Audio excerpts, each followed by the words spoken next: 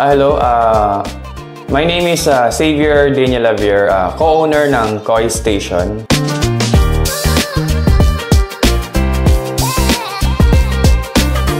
Tatlo kaming may-ari nito, magkakaibigan kami.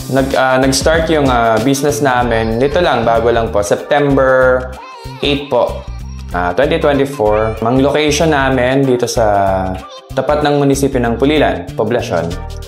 And why Koi Station? Kasi nung nag-travel kami ng Japan, na-inspire kami sa Japanese coffee shop. So kahit pa paano, nagkaroon kami ng idea para magkaroon ng konting attach ng Japanese culture dito sa coffee shop namin.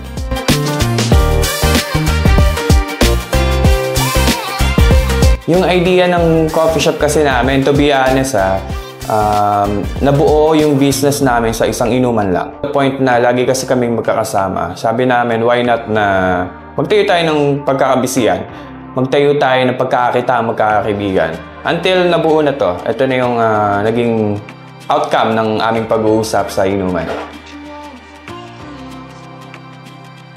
Ang kinaharap namin, of course, yung pagbibuild ng recipe. Hindi kami nag-barista training eh. Nag-self-training kami, nag-search kami online. So yun yung naging struggle namin. Naayos din yung mga dapat ayusin. Isa pa, syempre, of course, money. Sa pera naman, hindi naging madali sa amin, lalong-lalo na pag nagpapatayo ka ng coffee shop, hindi biro ang expenses. So challenge din sa amin yun, yung sa expenses. Pero as of the moment, ang coffee shop namin ay pastries at coffees. In the next 5 years, of course, gusto namin mag-expand. Gusto namin magkaroon ng marami pang branches in the next 5 years. At yun naman talaga yung goal namin. Sa feedback and products namin, actually more on good side. May time na nakarating from Malolos or Kalumpit, nakarating din dito. Which is happy kami kasi of course, positive yung nagiging feedback ng mga customers namin.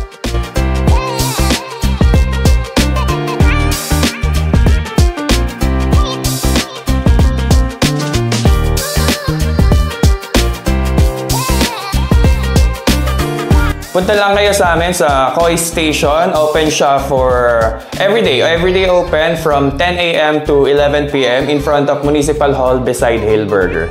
Just search Koi Station sa FB and sa Instagram. And also TikTok. You can also watch our daily promotion and vlogs to update you guys.